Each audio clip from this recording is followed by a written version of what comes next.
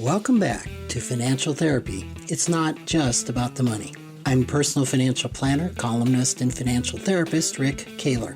Research tells us that 90% of all financial decisions are made emotionally, not logically. For nearly 4 decades, I've been helping people make better money decisions. So what makes my financial worldview different from most financial experts? I blend the nuts and bolts of financial advice with the emotions that drive making them. Good money decisions are not just about the money. So let's get started with today's episode. Welcome back to another edition. I'm going to talk about something I haven't talked about, which keeps surprising me. I keep finding things to talk about that I haven't talked about on the podcast.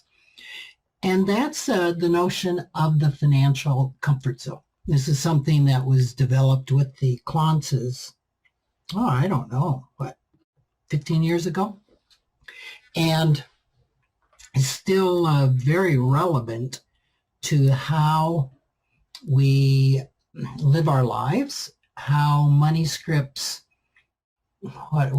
assemble to drive all of our decisions, and why so many money scripts are just super reinforced in us to the point that we just can't see it any other way. All right, let me illustrate what this is by a current event that happened. And you may have heard of this, you may have not have heard of this, but it happened at a very prestigious business school called Wharton School of Business. It's the second highest ranked business school in the U.S. behind Stanford.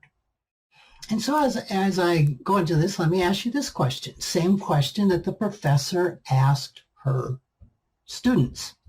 What would you guess the average American worker makes in a year? Go ahead, make a guess, note it.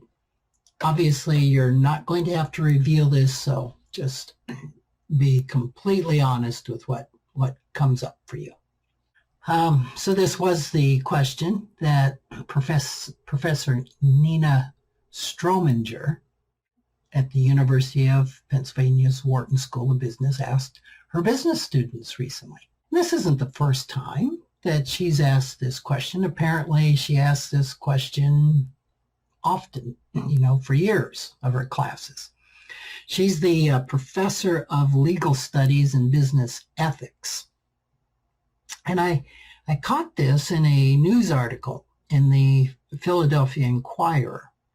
And so the interesting thing is that she reported some of the findings in a Twitter. And her tweet set the Twitter sphere ablaze because she tweeted that 25% of her class guessed the average American made a 6-figure salary. Now that's something $100,000 or more, right? She said one of them thought the average American worker made $800,000. The real number, she said, was $45,000. Now, this just caused an uproar in the Twitter sphere, talking just about how outrageous this was, that here are the business students of the second most respected business school in the nation, arguably students that were going to go on to careers, very important careers in business and government, potentially affecting policy. Maybe some of them would even become politicians. And just a rage of how out of touch these students were with average America. And indeed, they were, right? I mean, at least at 25%.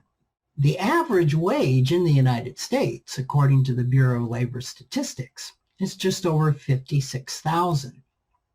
The median income is about $42,000. Now, okay, I'm kind of a numbers geek, even though I'm a financial therapist.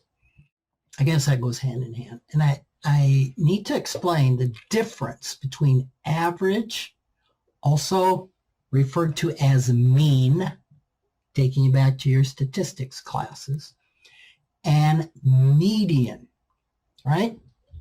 The average is when we lump everybody together and divide by the number of everybody's we have. So for example, let's say we have 3 salaries, one of 20,000, one of 40,000, and one of 90,000. If we added all those together, 20, 40, 60, 90 is 150, right? We divide by 3, the average salary is 50,000. Now, nobody in our sample makes 50,000, but that's the average, right? However, the median just says you pick the middle number of the whole data sample.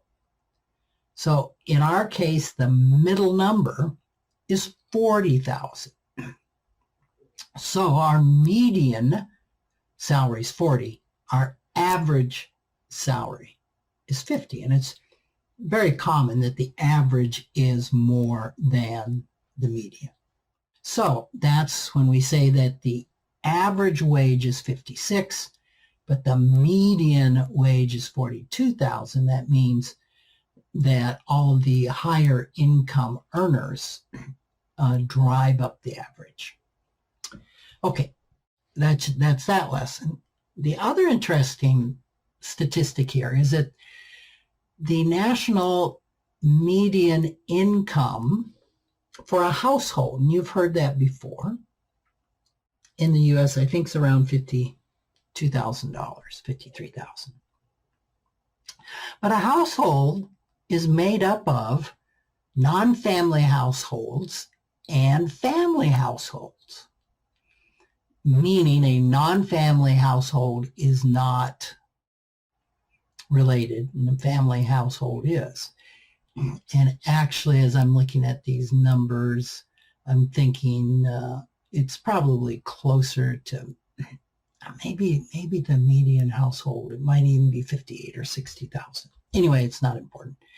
What is interesting is that the non-family household median income is 40,000, but the median family household is 86,000, quite a bit more. Why would that be? Well, I can think of my kids who are in their 20s and in various phases of going to college and getting started in their careers. They both have roommates, and I can guarantee you the income of that non-family household is definitely dragging down the numbers because there isn't much earned, right? So with the family household, that's usually a parent, right? A parent, a married couple, and that income is over twice the non-family income, and makes some sense. All right.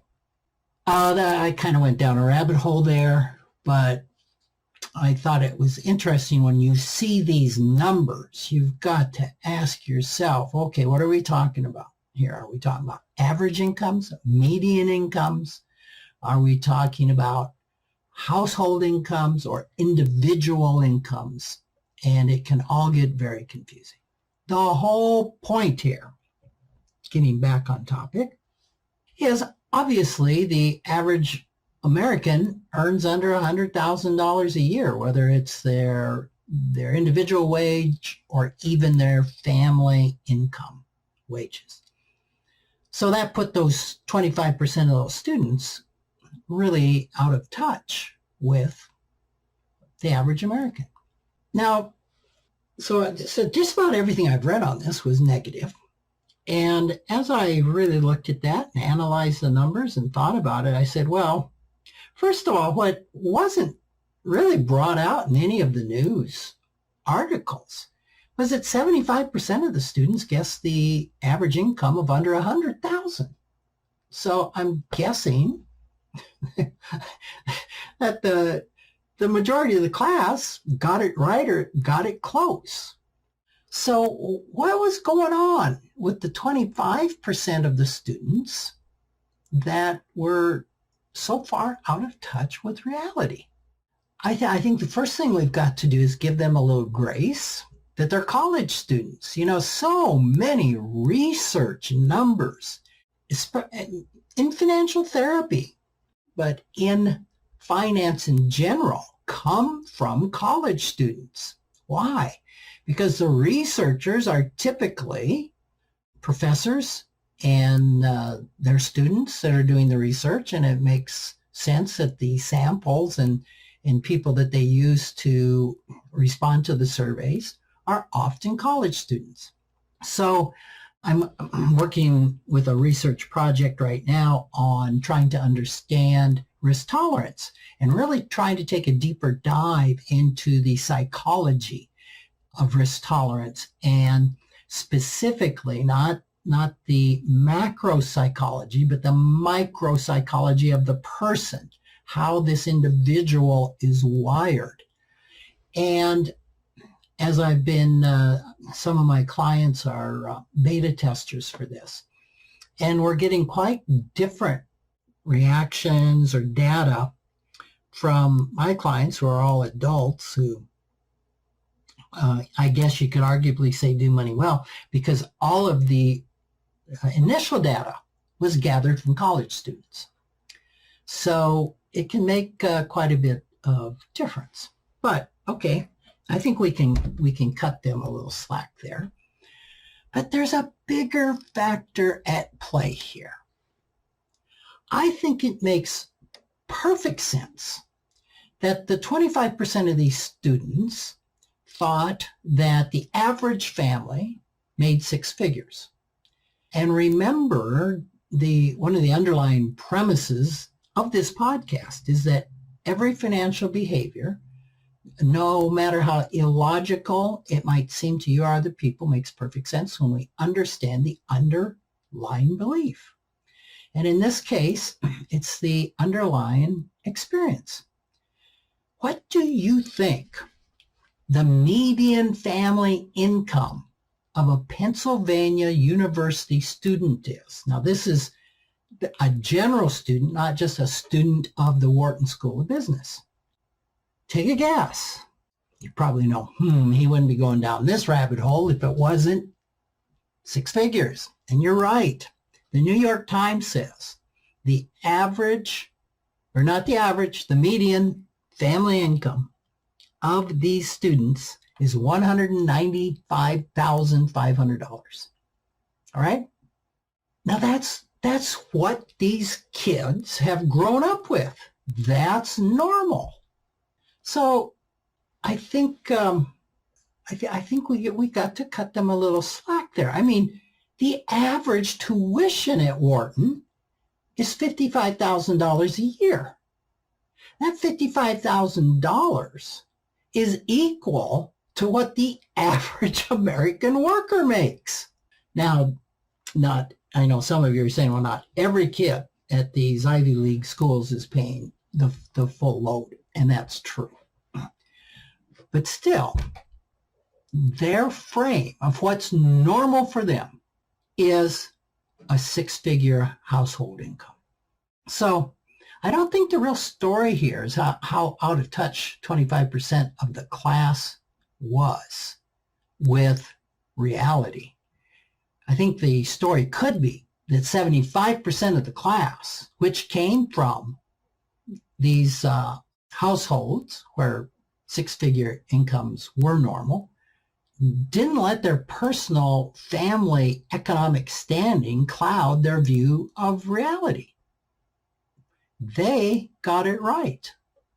So the 25% that thought the average was six figures, they didn't get it right. But I don't think they're to be condemned for that. I mean, consider this. How many of us thought our family's economic standing was normal as a young kid? I would venture to say almost all of us. Now, as we grew up, we probably became more and more sensitized that we fit into the economic norms of where we were raised, which was probably the case for most of us. But there's some of us that started recognizing everybody around us was more privileged, had a lot more money than our family did, or vice versa, that our family had a lot more money than everybody else. But if you're raised in an environment, going to schools where the average lifestyle is based on a $200,000 household income, that's normal, right? And you're probably the rich kid if your family's making a couple million a year, and you're probably the poor kid if they're making $56,000 a year. So I think we need to give that some understanding. Most of us tend to hang out with people who are in the same financial comfort zone as ourselves. And the financial comfort zone is something that was introduced, I think it was in Facilitating Financial Health originally, and then also expanded upon in Wired for Wealth with books I co-authored with the Claunces. And a financial comfort zone is an intriguing concept. It's used to explain people who share a lot of similarities, right? Their money scripts typically are very similar. Their incomes, their lifestyles, their spending, saving, their habits, all of these things are typically similar. I mean, think of the neighborhood that most people live in. Typically, those neighborhoods are made up of people that are similar to themselves. Even cities can have certain philosophical flavors. So we tend to gather people that are similar to ourselves. And so our financial comfort zone is our financial neighborhood or our financial culture. It's not necessarily our physical neighborhood, but it's our financial, where we run financially. In this financial comfort zone, we can give unique meaning to universal words. We can have different meanings to what it means to be financially independent, or what it means to be conservative, or what it means to be liberal, or what it means to retire. All sorts of words can take on different meanings within the comfort zone. And the comfort zone typically is framed by money scripts. So as long as we go along and we're in this financial comfort zone, things are familiar to us, right? And the more narrow the comfort zone, the more inflexible our money scripts are.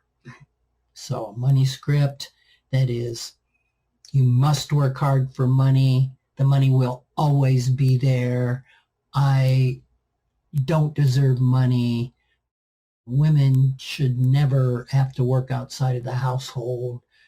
Just strong words make a money script more inflexible. When you have can, when you have may, that, well, you may work hard for money and the money will come in. That's not a real strong money script, because that opens your understanding that, well, You might work hard for money and money come in, but you might not work hard for money and money come in. So the more rigid our money scripts are, the more narrow our comfort zone is. And this is where we feel familiar. And it's when we break out on the upside or the downside of that comfort zone where we become discomforted and things start going off the rail, and we unconsciously try to get back to that comfort zone, whether it's going up to get back into it or going down. But that's not really the point of what I want to say here today. For people growing up in these wealthy families, normal probably included private schools, international travel, live-in household help, expectations of an Ivy League education like Wharton, and probably followed by a career earning six figures. So that was their financial comfort zone. Those growing up in families with limited incomes, lower incomes, more average or median incomes, inhabit a lower financial comfort zone. So their normal might include shopping at thrift stores or squeaking by from month to month and not having much expectation of a higher education. So now these zones are what's familiar.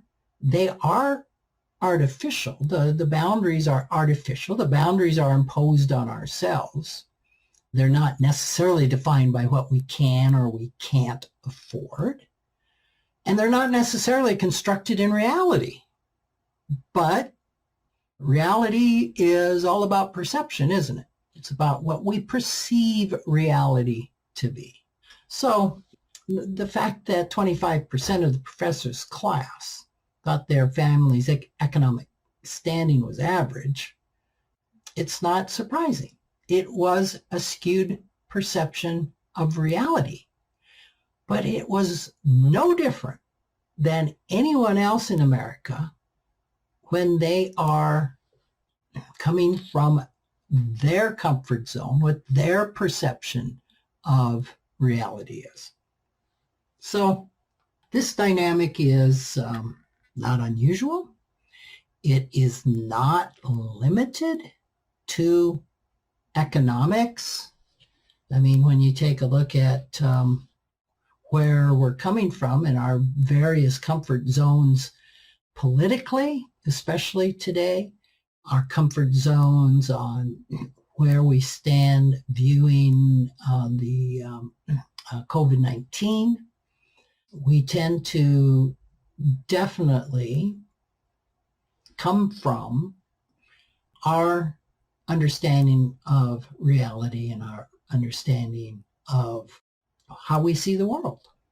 So, of course, the sad thing that was illustrated by this particular story, when these 25% of these students were just flamed for being out of touch with reality. They weren't out of touch with their reality. They were in touch with their reality, but that was not the answer to the question. So I just think we need to give some grace and give some understanding that every illogical financial belief makes perfect sense when we understand the underlying belief system, the underlying experience. So I hope that's been helpful. You know, what's your financial comfort zone? What is familiar to you? How do you view the world? Who are the people you hang around with that have similar financial beliefs to you, have similar incomes, have similar money scripts that are just reinforcing what normal is? We all do this. So to that extent, it's always challenging to us to kind of pop our head out of our financial comfort zone and take a survey of the world and other people and start start seeing that our views are not necessarily common or not necessarily held by everybody else. And this can be a hugely impactful experience in our own financial growth, and especially in reframing our money scripts to understand that our money scripts are partial truths. That means they're also partial falsehoods, and they are not accurate in every financial circumstance. So to the degree that we can modify and work on our money scripts, we can begin to widen our financial comfort zone to where we can become more and more familiar, more and more comfortable with views and things that don't exactly line up with our life experience. So thanks so much for joining me today, and I look forward to being with you again next week. Take care. Thanks for joining me, Rick Kahler, for another episode of Financial Therapy. It's not just about the money. This is where I combine the nuts and bolts of financial advice with the emotions that drive making them. Remember, every financial behavior, whether it appears illogical to you or others, makes perfect sense when we understand the underlying beliefs, feelings, and thoughts. Sign up for my weekly blog at financialawakenings.com. I hope you'll join me again for our next episode.